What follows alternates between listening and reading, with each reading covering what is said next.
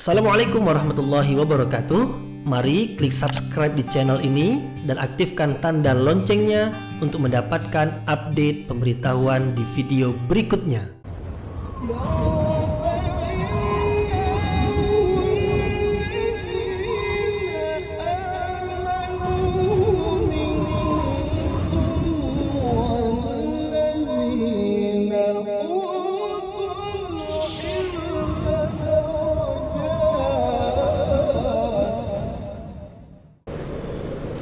A'udzu billahi minasyaitonir rajim. Bismillahirrahmanirrahim. Assalamualaikum warahmatullahi wabarakatuh. Alhamdulillahirabbil alamin wa bihi nasta'inu ala umurid dunya waddin. Nasta'inuhu wa nastaghfiruh wa na'udzu billahi min shururi anfusina wa min sayyiati a'malina. فمن يهده الله فلا مضل له ومن يضلل فلا هادي له. أشهد أن لا إله إلا الله وحده لا شريك له وأشهد أن محمدا عبده ورسوله لا نبي بعده. أما بعد. Puji syukur kehadirat Allah Subhanahu wa taala yang masih melimpahkan rahmat dan nikmat-Nya. Kita bersyukur dengan mengucapkan Alhamdulillahirabbil alamin. Kemudian tidak mengulang bersalawat kepada Rasulullah dengan mengucapkan Allahumma salli ala Sayyidina Muhammad wa ala ali Sayyidina Muhammad, dan bersalam kepada Rasulullah dengan mengucapkan Assalamu alayka ya Rasulullah.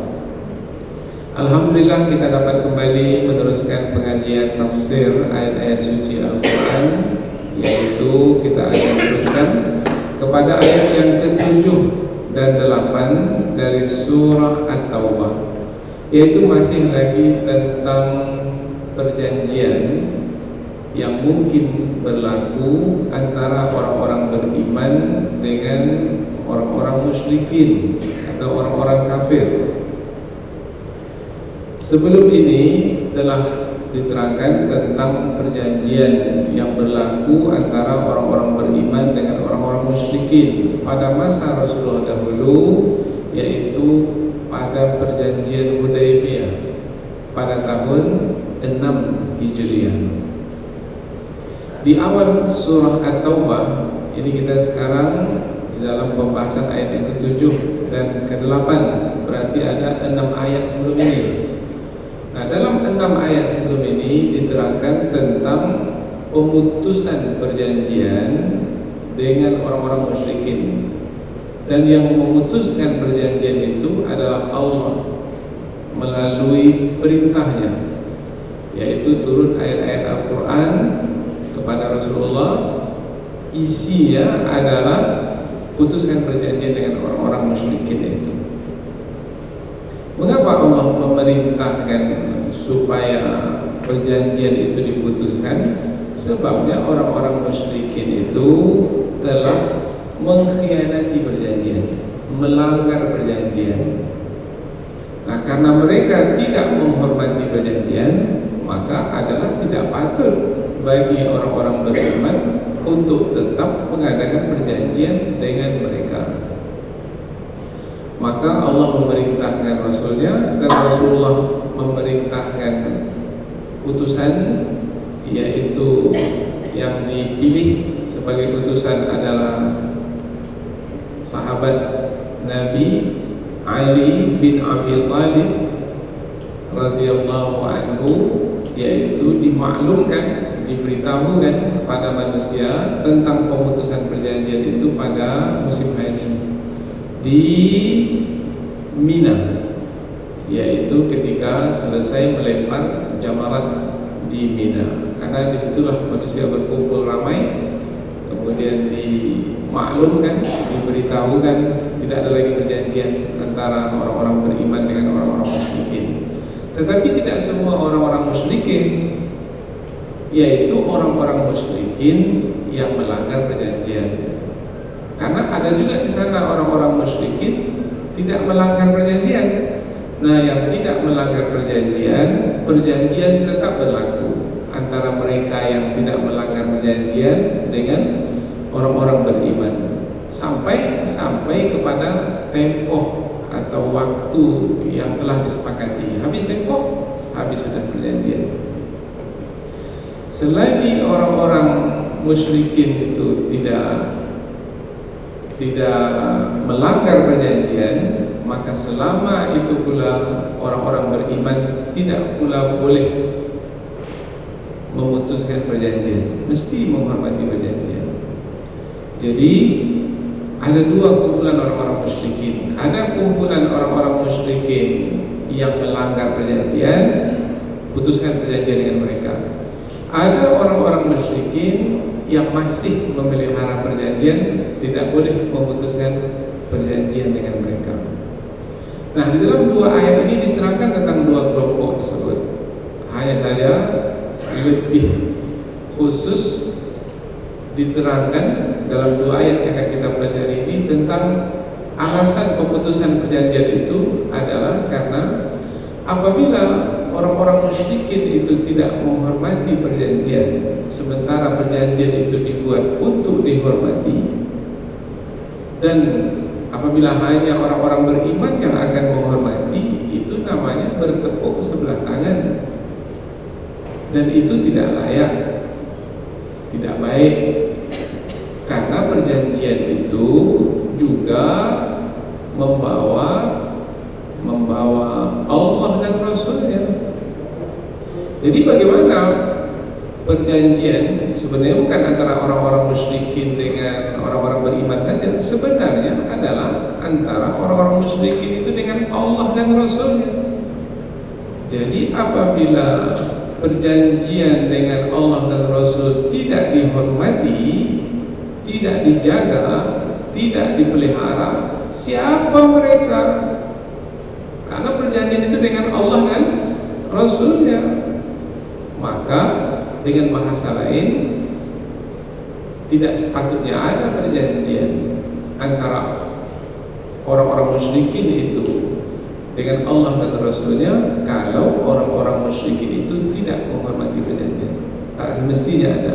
Kalau ada juga, berarti perjanjian tersebut tidak lagi mengagungkan dan memuliakan Allah dan Rasulnya. Nah, tidak sepatutnya Allah itu tidak diagungkan dan tidak dimuliakan, karena sebagai bukti keimanan, maka sebagai bukti keimanan orang-orang beriman adalah mengagungkan Allah dan Rasulnya. Dan kita tidak rela ada manusia yang tidak mengagungkan Allah dan Rasulnya. Orang-orang musyrikin yang tidak menghormati perjanjian dengan Allah dan Rasulnya, berarti mereka adalah orang-orang yang tidak memuliakan Allah dan Rasulnya. Nah, jadi apa alasannya pemutusan perjanjian? Alasannya adalah karena orang-orang musyrikin yang melanggar perjanjian tidak menghormati Allah dan Rasulnya. Kalau Allah dan Rasul saja tidak dihormati, apalagi orang-orang beriman. Apa yang akan didapatkan, atau kebaikan apa yang akan didapatkan dari orang-orang musyrikin itu kalau masih tetap juga berjanji dengan mereka, masih tetap juga ada perjanjian dengan mereka? Tidak ada apa-apa. Kalau tidak ada gunanya, putuskan saja perjanjian dengan orang-orang musyrikin yang seperti itu. Nah, inilah dia sebagai mukaddimah dari dua ayat yang akan kita pelajari ini. Mukaddimah ini penting, yaitu untuk menghantarkan kita kepada kandungan ayat, tetapi mungkin masih samar karena masih berupa mukaddimah, yaitu penjelasan yang ringkas. Tetapi penjelasan yang ringkas ini mudah-mudahan bisa membantu kita untuk lebih dekat lagi dengan kandungan ayat yang akan kita pelajari. Nanti kita akan sampaikan di akhir pembahasan bahwasanya kita orang-orang beriman mesti berhati-hati kalau mengadakan perjanjian dengan orang-orang musyrikin. Umpamanya sekarang ini kita dengar ada perjanjian antara saudara-saudara kita di Palestina dengan orang-orang musyrikin Israel. Maka berhati-hati kalau mengadakan perjanjian mereka itu tidak menghormati Allah dan Rasulnya. Kemudian kita mengadakan perjanjian dengan mereka, mungkinkah mereka itu akan menghormati perjanjian? Tidak akan mungkin. Maka penyelesaian kasus di Timur Tengah, khususnya antara bangsa Palestina dengan Israel, penyelesaiannya bukan perjanjian, penyelesaiannya perang, jihad. Nah, itu penyelesaiannya. Mengapa kita sampai kepada kesimpulan seperti ini? Dua ayat ini akan memberitahukan kepada kita apa sebabnya perjanjian itu sebenarnya bukanlah penyelesaian dari konflik yang berlaku pada masa dahulu, pada masa Rasulullah. Perjanjian itu bukan penyelesaian, maka pada masa sekarang sampai akhir zaman pun bukan penyelesaian. Mengapa berlaku juga pada masa dahulu perjanjian? Ia adalah sebagai satu pilihan terakhir. Pilihan terakhir. Tak ada lagi pilihan yang lain. Berarti itu kita jadikan sebagai penyelesaian. Tapi akankah menyelesaikan dengan perjanjian? Tidak. Karena tabiatnya orang-orang musyrikin itu tidak mau menepati perjanjian. Jadi kalau tak mau menepati perjanjian, buat apa mengadakan perjanjian juga? Mereka mau mengadakan perjanjian, baik kalau itu adalah pilihan yang terakhir. Tetapi jangan nanti dari mereka akan memelihara dan menghormati perjanjian. Tidak, karena tabiat mereka tidak menepati perjanjian. Ada yang menepati perjanjian? Ada, tapi jumlah mereka sangat sedikit sekali. Nah, itu sebab kita katakan pilihan terakhir, karena memang ada, tetapi sedikit sekali jumlahnya yang mau memelihara perjanjian. Inilah dia dua ayat yang berkaitan masih lagi tentang perjanjian, lebih khusus tentang alasan pemutusan perjanjian yang pernah berlaku pada masa dahulu, pada masa Rasulullah dahulu, kemudian menjadi pelajaran bagi kita pada masa sekarang dan untuk masa yang akan datang. Sebelum kita sampai ke tafsir ayat, terlebih dahulu kita akan membaca ayat, kemudian kita akan menerjemahkannya secara kata per kata supaya lebih dekat lagi dengan ayat, dan nanti setelah itu barulah kita mentafsirkan ayat. Allah Subhanahu wa taala berfirman, A'udzu billahi minasyaitonir rajim. Bismillahirrahmanirrahim.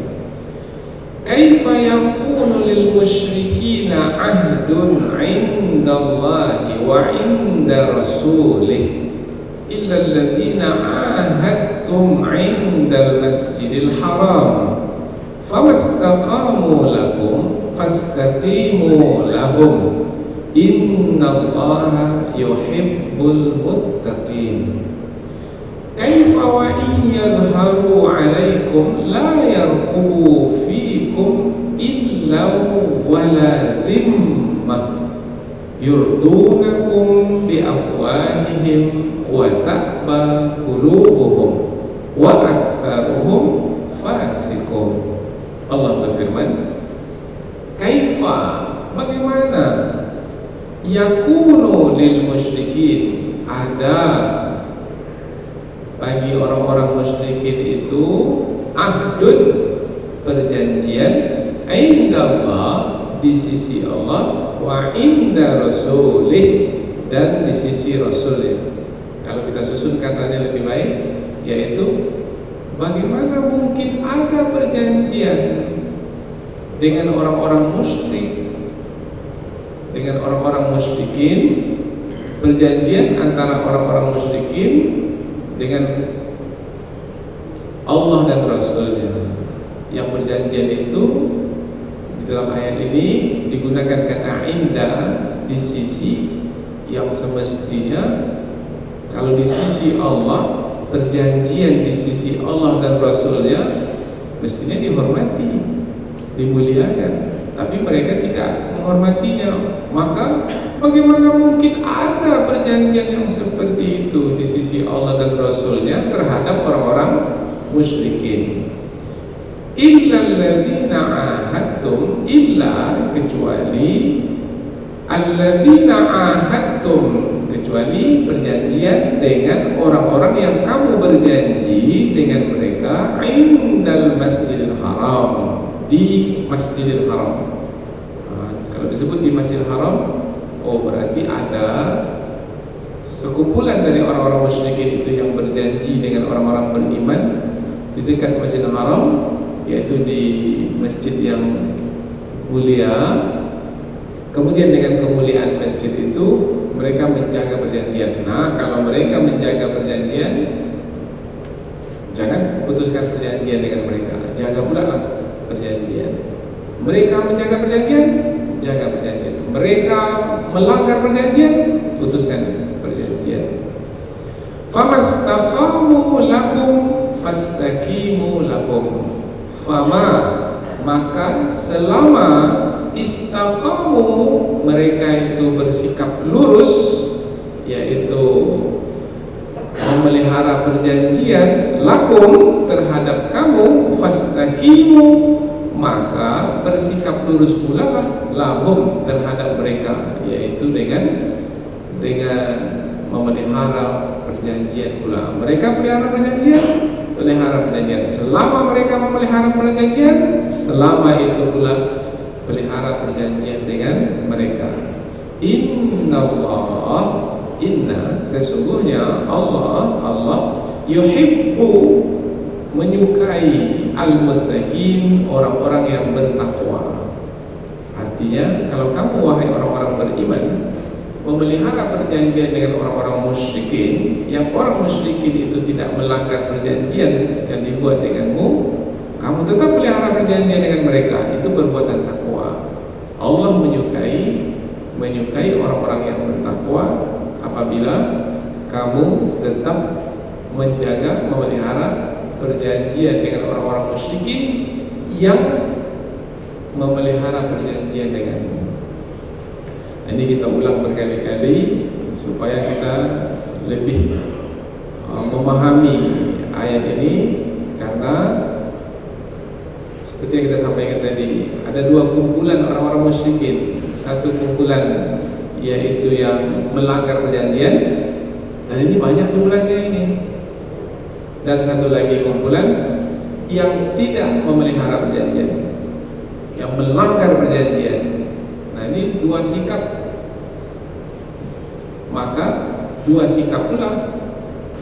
Sikap yang pertama dari orang musyrikin melanggar, putuskan perjanjian. Sikap yang kedua dari orang-orang musyrikin memelihara perjanjian, pelihara perjanjian. Ayat berikutnya, atau sebelum kita baca ayat berikutnya, kita baca langsung dari awal ayat hingga ke akhir supaya lebih jelas apa yang terkandung di dalam ayat yang ke-70. Bagaimana ada perjanjian di sisi Allah dan Rasulnya dengan orang-orang musyrikin apabila orang-orang musyrikin itu melanggar perjanjian? Tak mesti ada perjanjian. Kalau ada juga, itu mengherankan itu. Mengherankan mana ya? Bagaimana bisa ada? Karena kalau ada, berarti orang-orang musyrikin itu dibiarkan mereka tidak menghormati Allah dan Rasulnya. Apakah begitu sikap orang-orang beriman? Yaitu membiarkan orang-orang musyrikin tidak menghormati Allah dan Rasulnya? Tidak. Nah, kalau begitu, putuskan perjanjian dengan mereka, sehingga Allah tetap terjaga keagungan dan kemuliaannya.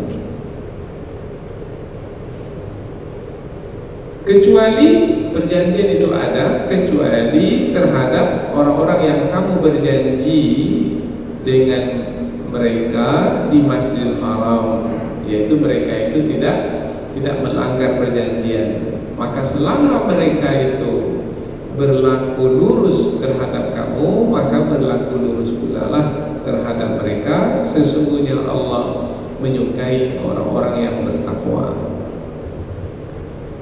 Berikutnya lagi, yang ke-8. Kaifa wa iyadharu alaikum.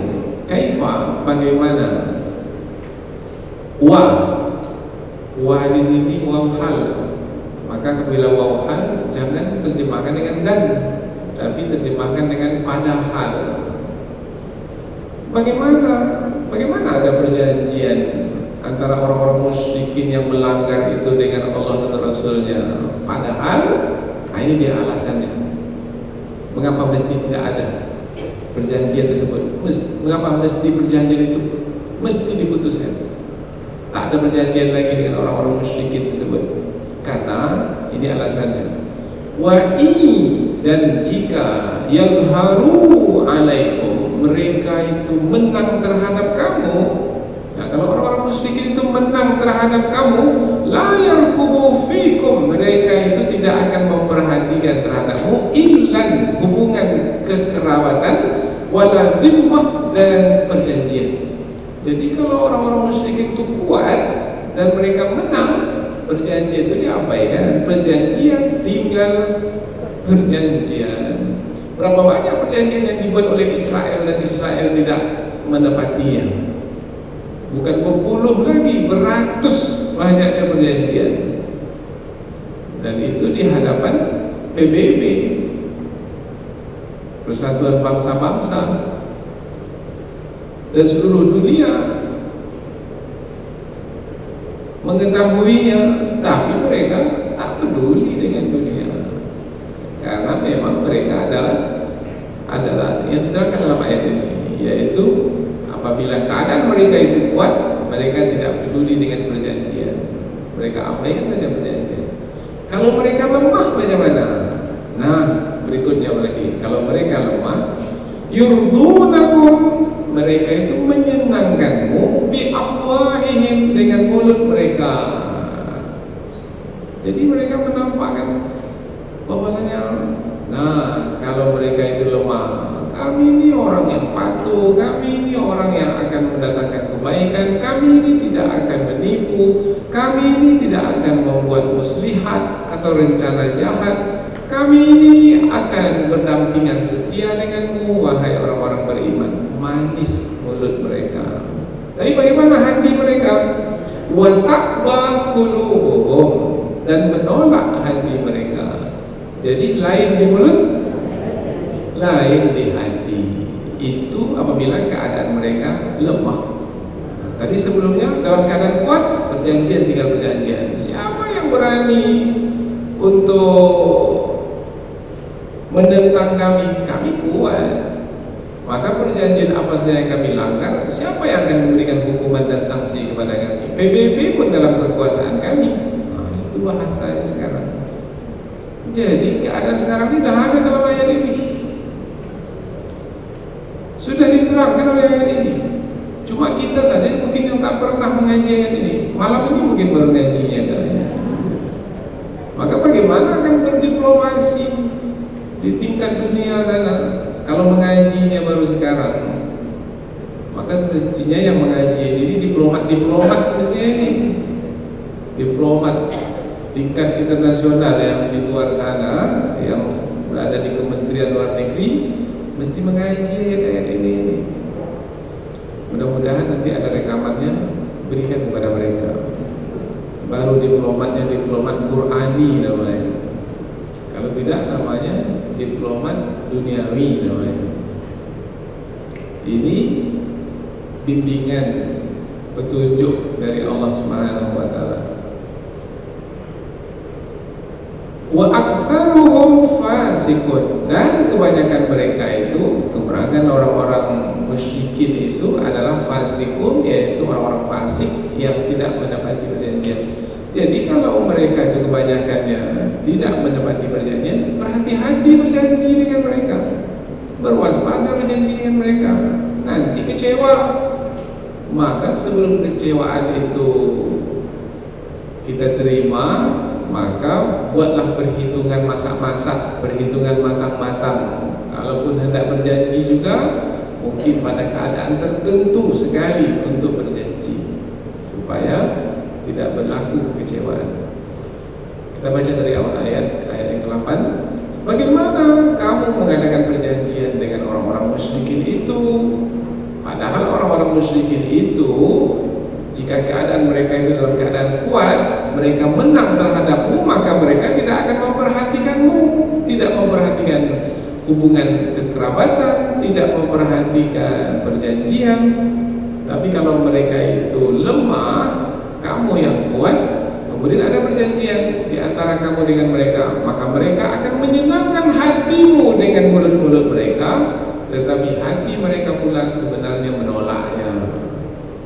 Dan kebanyakan mereka itu adalah orang-orang fasik.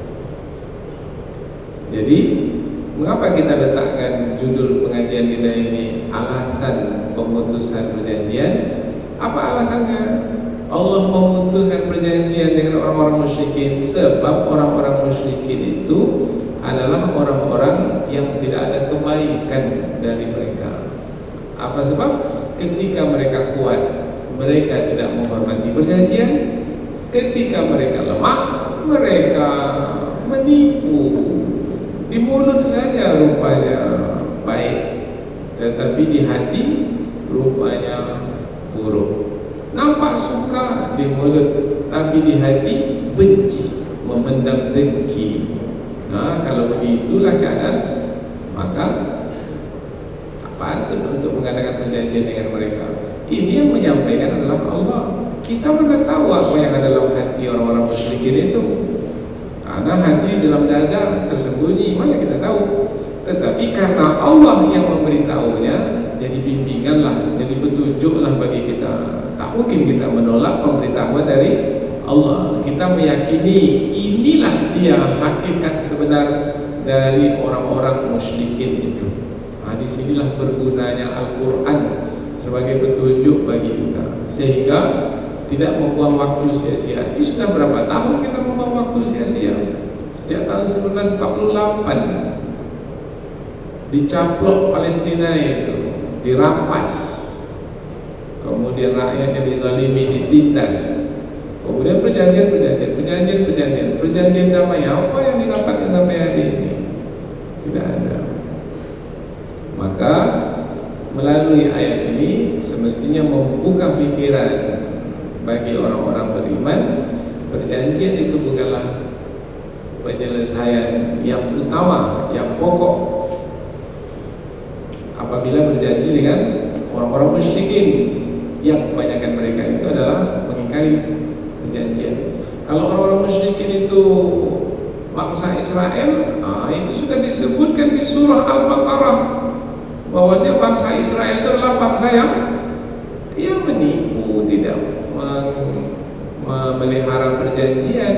Jangankan perjanjian dengan manusia, perjanjian dengan Allah pun, perjanjian dengan Allah pun mereka abaikan, mereka langgar. Mereka berjanji akan mengamalkan kitab Taurat. Setelah kitab Taurat mereka terima, mereka buang kitab Taurat itu ke belakang mereka. Nabi yang diutus pun mereka bunuh. Fanabadhuhu wara'a zuhurihim wa yaqtuluna al-anbiya bighairi haqq. Dzalika bima 'asaw wa kanu ya'tadun. Kalau sudah seperti itu penjelasan dari Allah, masih tetap juga berbaik sangka terhadap mereka. Ini berarti tak mau dirancang berarti. Maka tak sepatutnya lah orang-orang beriman itu mempertaruhkan waktu, tenaga, harta apabila masih juga melihat perjanjian damai dengan orang-orang musyrikin yang tidak mau menepati janji itu, penyelesaiannya dengan perjanjian juga tidak. Baik, sekarang kita pindah ke tafsir ayat. Tafsir berarti penjelasan yang lebih panjang. Nah, kata guna ayatnya sudah nampak tadi. Oh, kaitannya adalah dengan alasan pemutusan perjanjian. Sekarang kita akan coba lihat kata-kata yang ada dalam dua ayat ini yang bisa kita berikan yang akan membuat kita cinta kepada ayat-ayat Al-Quran. Bahwasanya ayat Al-Quran ini penuh dengan kebaikan, banyak manfaat bagi kita. Biasanya kita kalau sudah melihat sesuatu itu banyak kebaikannya, kita akan mencintainya. Kalau kita melihat sesuatu itu banyak manfaatnya, maka kita akan mencintainya. Maka cinta Al-Quran itu akan tumbuh apabila kita memiliki ilmu tentang Al-Quran, tentang kandungan Al-Quran. Dan kandungan Al-Quran baru bisa kita dapat ketahui melalui tafsir Al-Quran. Kita mulai dari kata kaifa. Dua-dua ayat ini dimulai dengan kaifa. Kaifa yakunu lil musyrikin. Ayat yang ke-8, kaifa wa iyadharu alaikum. Kaifa kata yang digunakan untuk bertanya, bagaimana? Kata bagaimana ini jawabannya adalah hal, keadaan. Bagaimana keadaan Bapak hari ini? Maka nanti dia akan menerangkan halnya, keadaannya. Oh, keadaan saya baik, saya dalam keadaan sehat. Bagaimana anak Bapak yang belajar di pondok itu? Oh, keadaannya baik, alhamdulillah dia sehat, dapat belajar dengan lancar, tak ada halangan apa-apa. Jadi bagaimana itu adalah kata yang digunakan untuk bertanya tentang hal, tentang keadaan. Tetapi di dalam ayat ini bukan untuk bertanya untuk mendapatkan jawaban, tidak. Pertanyaan di dalam ayat ini untuk menerangkan pengingkaran. Maka disebut juga namanya al-istifham al-ingkari, mengingkari. Bagaimana ada juga perjanjian antara orang-orang musyrikin itu dengan Allah dan Rasulnya. Nah, kata bagaimana di sini bukan untuk dijawab, tapi untuk menerangkan tak patut ada perjanjian. Kalau ada juga, ini mesti ditolak. Maka kata bagaimana di sini menerangkan penolakan. Penolakan itu pengingkaran. Umpamanya, ini contoh yang mudah. Ada seorang anak ini dia mesti menghormati ibunya, menghormati bapaknya, menghormati orang tuanya. Tapi dia pula meninggikan suara pada kedua orang tuanya. Bahkan dia pun memukul kedua orang tuanya. Maka kita pun mengatakan, bagaimana kamu meninggikan suara dan memukul ayah ibumu sendiri? Apakah perkataan ini untuk dijawab oleh anak itu? Nah, apa tujuannya pertanyaan seperti ini? Untuk mengingkari perbuatan anak itu, untuk menolak perbuatan yang seperti itu, tidak sepatutnya dibuat. Kalau dibuat juga, maka perbuatan itu adalah perbuatan yang keji, perbuatan yang hina. Tidak sepatutnya ada.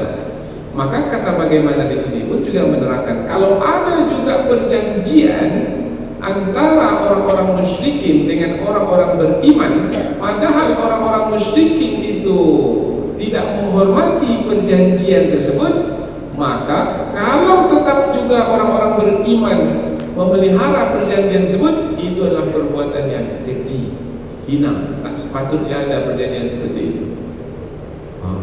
Itu isinya. Lalu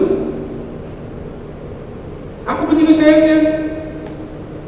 Kalau perjanjian itu tak semestinya ada, penyelesaiannya adalah berperang dengan mereka itu. Maka kita sebut tadi berjihad dengan mereka itu penyelesaiannya. Karena tak bisa diselesaikan dengan perjanjian, mereka tetap juga mengingkari perjanjian, tidak menghormati perjanjian, maka selesaikan dengan berperang dengan mereka. Disitulah kewajiban berperang itu berlaku. Tapi kalau mereka menghormati perjanjian, tak boleh mereka diperangi, karena mereka tidak melanggar perjanjian. Ketika melanggar perjanjian, baru seperti yang diterangkan dalam ayat sebelum ini. Jadi kata bagaimana di sini pengingkaran. Tapi ada juga ulama tafsir menyebut kata kaifa di sini untuk menerangkan keheranan. Heran itu maknanya takjub. Heranlah kalau ada juga perjanjian antara orang musyrikin dengan orang-orang beriman, padahal orang-orang musyrikin itu melanggar perjanjian. Kalau ada juga, ini heran betul lah kalau ada ini. Jadi kata kaifa di sini bisa juga menerangkan keheranan. Artinya apa? Artinya jangan sampai ada perjanjian antara orang-orang beriman dengan orang-orang musyrikin yang melanggar perjanjian. Nah, itu dia maksud ayat ini. Karena ayat ini berturut-turut dimulai dengan kaifa, ayat yang ke-7 dimulai dengan kaifa, ayat yang ke-8 dimulai dengan kaifa. Ini namanya at-tikrar, pengulangan sekali lagi. Bentuk pengulangan seperti ini sama-sama menerangkan pengingkaran. Ini namanya lit taukid, untuk penegasan. Bermakna dengan tegas Allah menyatakan jangan sampai ada perjanjian dengan orang-orang musyrikin yang tidak menghormati perjanjian.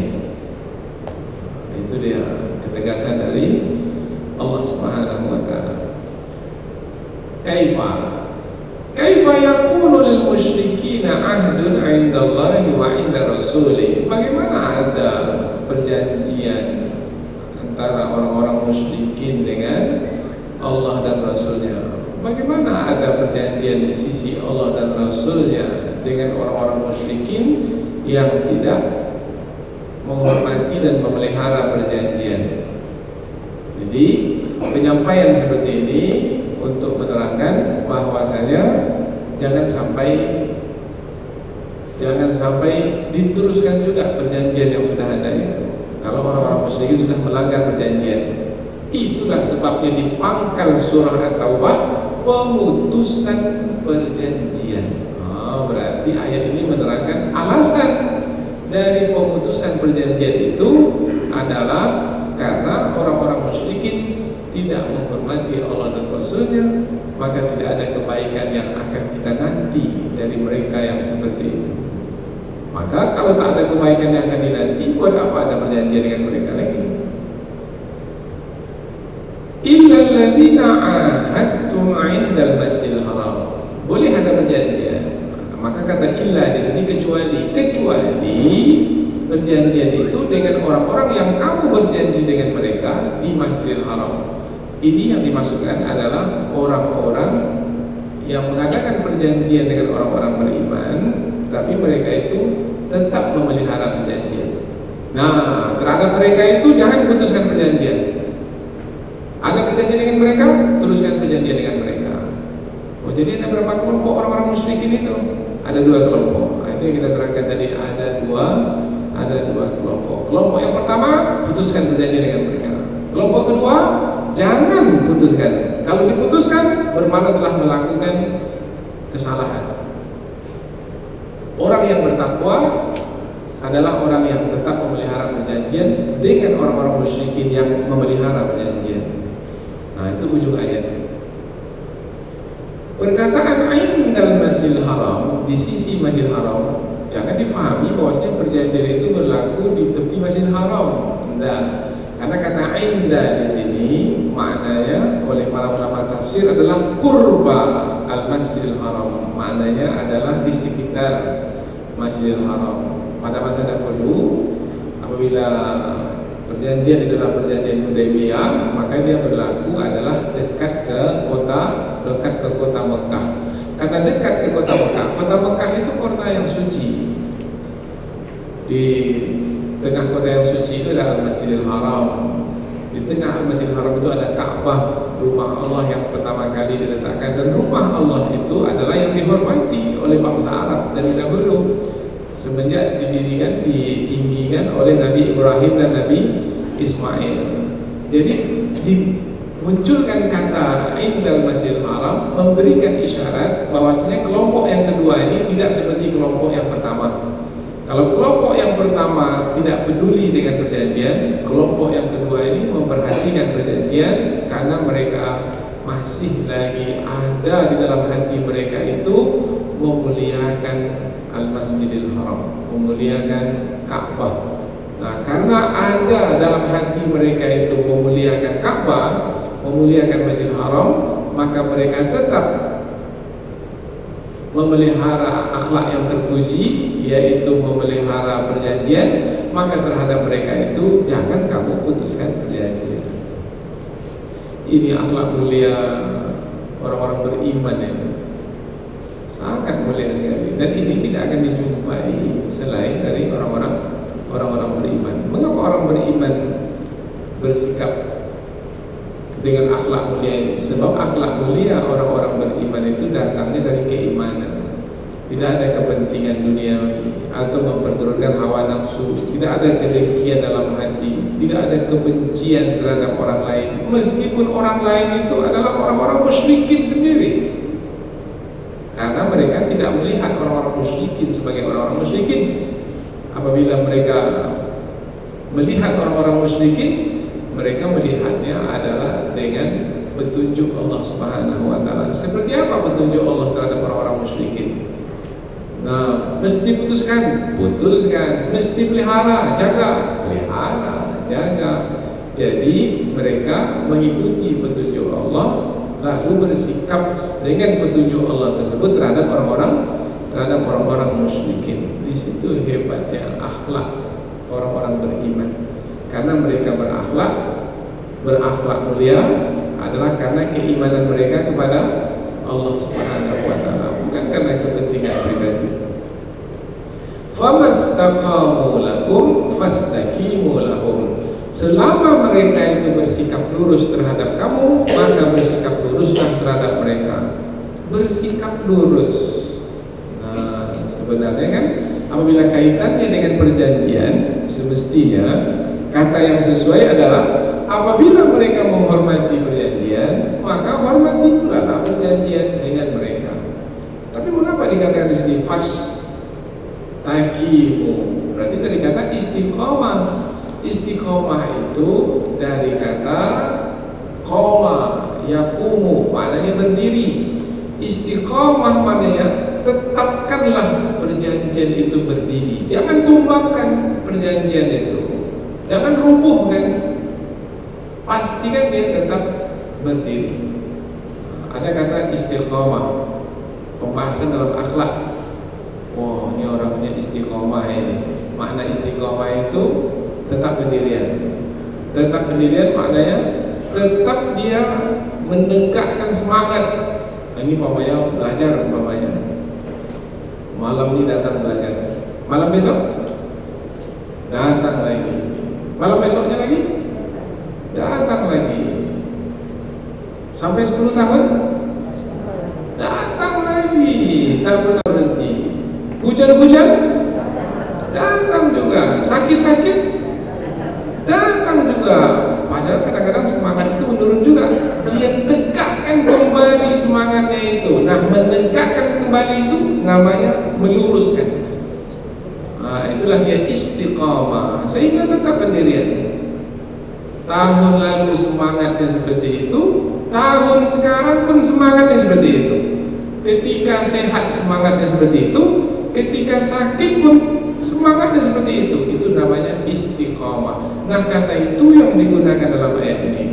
Famastaqamu lakum, jika mereka itu berlaku lurus, yaitu menegakkan perjanjian antara mereka dengan kamu, maka tegakkan pula perjanjian antara kamu dengan mereka. Jangan sekali-kali kamu yang memulai melanggar perjanjian. Itu bertentangan dengan keimananmu, wahai orang-orang beriman. Nah, di sini akhlak mulia. Jadi orang-orang beriman tidak akan mungkin melanggar perjanjian terlebih dahulu, atau saja-saja memutuskan perjanjian. Begitu saja memutuskan perjanjian, tidak. Kalau begitu saja memutuskan perjanjian, itu bukan orang beriman. Jadi tanda orang beriman tidaklah memulai dalam memutuskan perjanjian. Baru orang-orang beriman memutuskan perjanjian apabila orang-orang musyrikin itu yang berjanji dengan kita itu, mereka yang terlebih dahulu memutuskan perjanjian. Ini akhlak mulia umat Islam.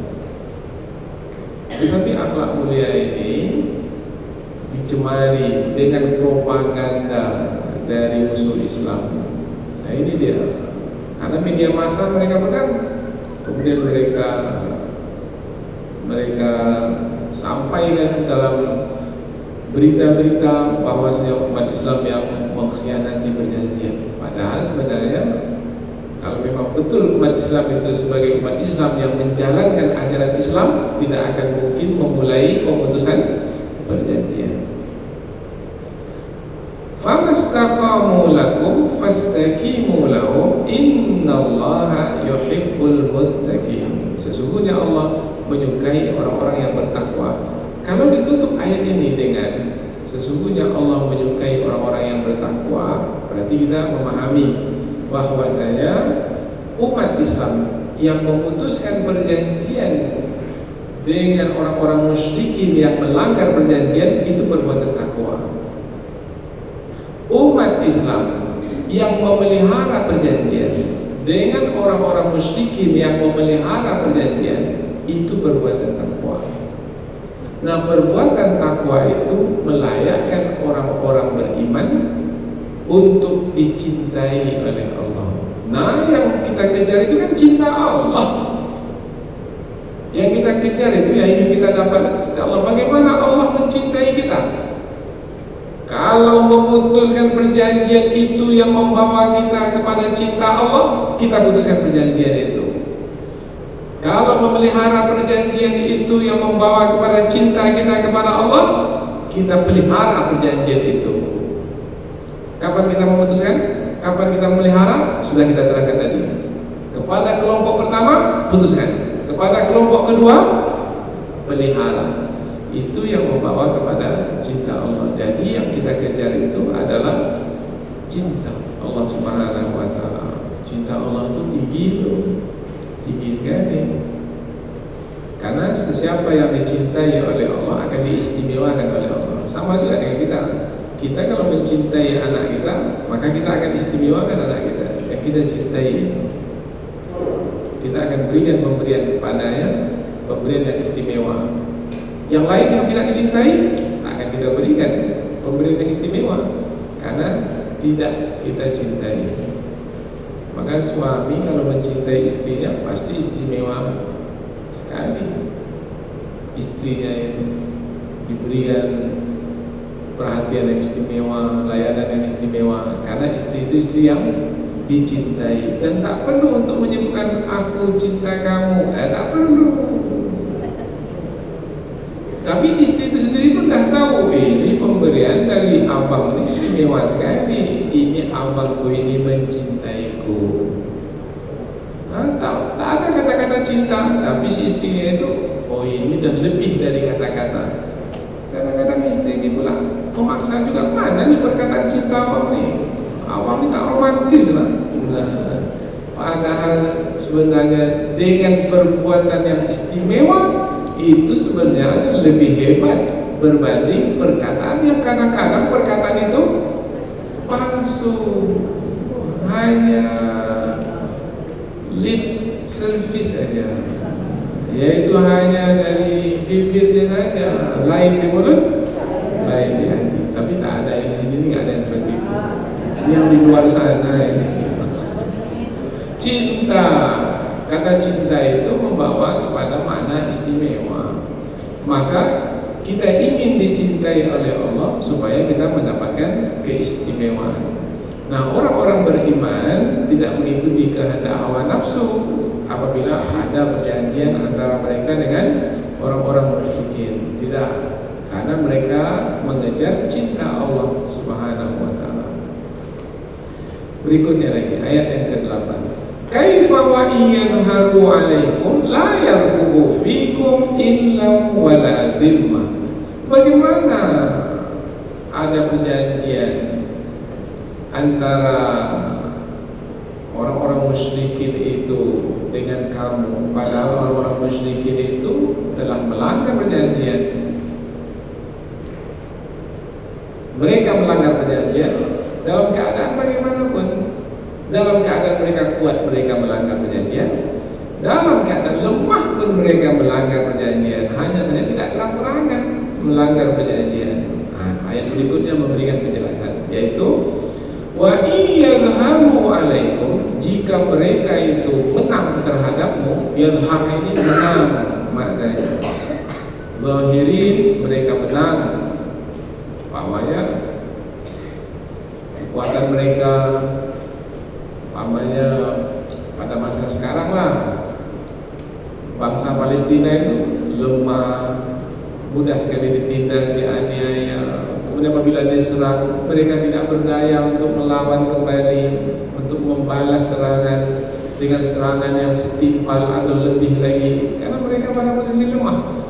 Maka dalam keadaan seperti itu, jika mereka menang terhadapmu, la yarqubu fikum, mereka itu tidak akan memperhatikan illa kekerabatan, wala dhimmah, dan tidak pula perjanjian. Kan berdampingan, bertetangga, ada kekerabatan, mungkin pun juga ada hubungan persaudaraan, hubungan darah, tapi mereka tak akan peduli. Mereka tidak memperhatikan karena mereka merasa bahwasanya mereka kuat. Nah, itu yang berlaku sekarang. Perjanjian demi perjanjian berlaku begitu saja, dan mereka tidak memperhatikannya, tak mempedulikannya, dibuatnya perjanjian itu begitu saja. Itu di Timur Tengah sekarang ini. Dan keadaan yang di Timur Tengah itu sudah diterangkan di dalam ayat ini. Pada masa Rasulullah dahulu pun juga begitu. Pada masa Rasulullah mereka tidak memperhatikan, layar kubu, tidak memperhatikan. Nah, kata layar kubu, tidak memperhatikan ini perkataan yang lebih ablag, yaitu bersangatan di dalam menjelaskan. Umpamanya kata layar kubu ini seperti umpamanya kita pakaikan kepada pengawas ujian di ruangan ujian. Nah, ini katanya layar kubu, maka disebut muraqib. Muraqib ini dia perhatikan, mata dipasang anak-anak ini, ada tak yang mencontek ini, mata dipasang, telinga juga dipasang, ada tak suara-suara ini yang berbisik-bisik menyampaikan jawaban. Bukan hanya mata telinga dipasang, gerakan anak-anak itu pun juga diperhatikan. Ini kakinya kenapa bergerak-gerak terus ini mungkin ada, atau mengapa dia menoleh ke kiri kanan. Itu namanya yarqubu.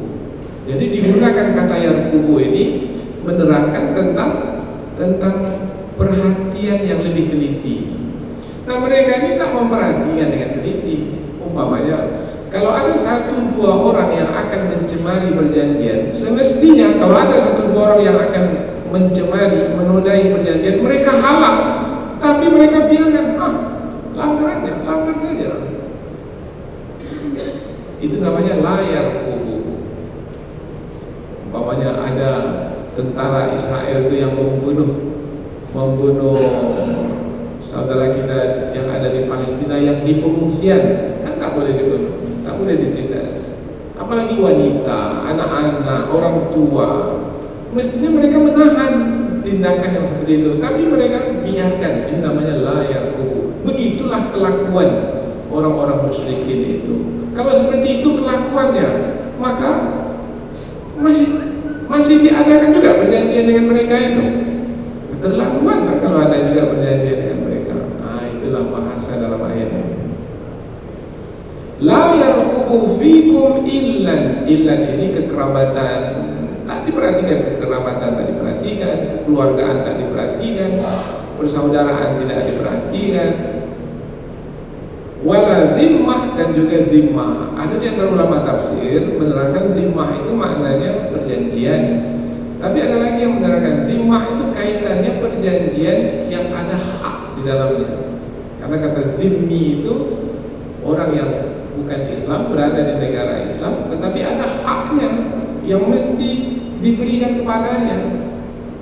Memberikan hak kepada orang yang memiliki hak, itu adalah kewajiban. Kita sudah menetapkan pada diri kita, ada orang miskin umpamanya, ada hubungan kekeluargaan dengan kita. Tadi illan itu ada hubungan kekeluargaan.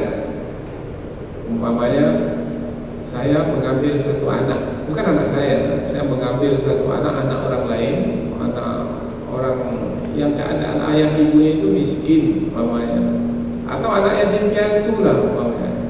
Kemudian saya masukkan ke dalam keluarga saya, maka apapun saya tanggung, makannya, minumnya, pakaiannya, tempat tinggalnya, kemudian dihantar sekolah, uang sekolahnya kita bayar, semua keperluannya kita bayar.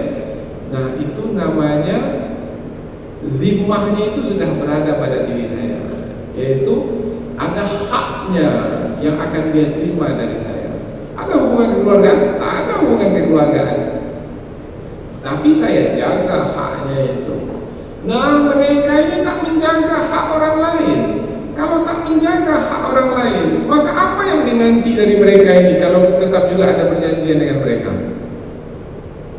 Nah, ini makna kata zimmah di sini. Jadi penggunaan kata zimmah ini dia lebih detail lagi, yaitu bukan hanya sekedar perjanjian, dia macam ada perjanjian. Tapi sebenarnya saya tak pula berjanji bahwasanya selama-lamanya saya akan menanggung anak itu. Enggak.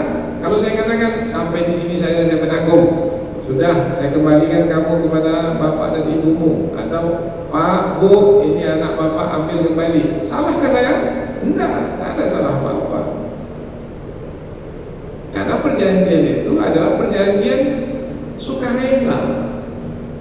Nah, yang sukarela itu pun juga tak diperhatikan oleh orang-orang musyrikin yang melanggar perjanjian. Buat apa berjanji dengan mereka? Nah, ini makna ayat. Jadi ulama tafsir sampai ke tahap seperti itu memberikan penjelasan, sehingga terbedakan antara kata zimmah dengan kata ahdun.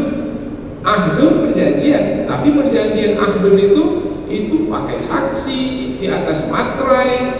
Kemudian kalau melanggar ada hukuman, ada sanksi. Tapi kalau zimmah tidak. Seperti tadi anak yang kita ambil untuk kita bantu itu tak ada saksi. Kalau kita tidak menjalankan, tidak memberikan haknya pun kita tidak akan dipersalahkan. Oh, jadi kata-kata ini memang perlu diperinci satu demi satu apabila dia disebutkan di dalam Al-Quran. Karena ketika Allah berfirman dengan satu kata, maka satu kata itu ada kandungan maknanya tersendiri yang mesti dijelaskan. Ini tak terjelaskan dalam terjemahan. Dalam terjemahan tadi kita hanya menerjemahkan la yarqubuna fikum illa wala dhimmah. Mereka tidak memperhatikan hubungan kekerabatan dan perjanjian. Kan sampai di situ saja. Tapi setelah diterangkan, oh perjanjian yang ada kaitannya dengan hak, yang hak itu sebenarnya adalah tak ada perjanjian itu sampai ke tahap perjanjian yang ada saksi, yang ada hukuman, yang ada sanksi dan seterusnya. Yurdunakum bi afwahihim. Mereka menyukakan kamu dengan mulut-mulut mereka. Jadi mereka mengeluarkan perkataan-perkataan yang kononnya mereka itu adalah yang menghormati perjanjian, yang akan mendatangkan kebaikan, yang akan memberikan manfaat, yang akan menolong dan seterusnya. Ini dalam keadaan lemah, maka mereka akan mengeluarkan kata-kata yang manis. Bi afwahihim, dengan mulut mereka. Wa ta'ba qulubuhum, Allah menyikap yang kita tak nampak, yaitu hati mereka itu menolak. Jadi di mulut kata-kata manis, di hati rupanya penuh dengan kedengkian dan kebencian. Oh, berarti waspada terhadap orang-orang musyrikin. Boleh jadi orang-orang musyrikin itu dalam berdiplomasi menjanjikan yang wah terhadap orang-orang beriman. Akan kami bantu, akan kami kuatkan militer, akan kami tingkatkan ekonomi, akan kami terbayanglah yang muluk-muluk yang disampaikan. Tetapi sebenarnya itu adalah janji tinggal janji tinggal janji. Karena sebenarnya dalam hati tidak seperti yang dijanjikan itu. Kita pula terperangah, menganga mendengarkan perkataan yang manis itu. tidaklah seperti itu yang sebenarnya. Maka ayat ini membuat kita menjadi berhati-hati, berwaspada. Jangan tertipu, terpedaya oleh mulut manis orang-orang musyrikin. Wa aktsaruhum fasiqun, dan kebanyakan mereka adalah orang-orang yang fasik-fasik, maknanya terkeluar dari ajaran. Kalau di dalam berjanji, ajaran dalam berjanji adalah menepati janji. Mereka itu orang-orang yang tidak menepati janji. Kalau mereka adalah orang-orang yang memang tabiatnya tidak menepati janji, buat apa masih ada juga perjanjian dengan mereka? Inilah dia dua ayat yang kita pelajari, yaitu menerangkan tentang alasan mengapa mesti memutuskan perjanjian dengan orang-orang musyrikin yang melanggar dan tidak menghormati perjanjian dengan orang-orang beriman. Dengan demikian terbimbinglah orang-orang beriman dari tipu daya orang-orang yang akan menipu daya mereka. Mudah-mudahan ada manfaatnya. Subhanakallahumma wa bihamdika asyhadu an la ilaha illa anta wa astaghfiruka wa atubu ilaik. Wassalamualaikum warahmatullahi wabarakatuh.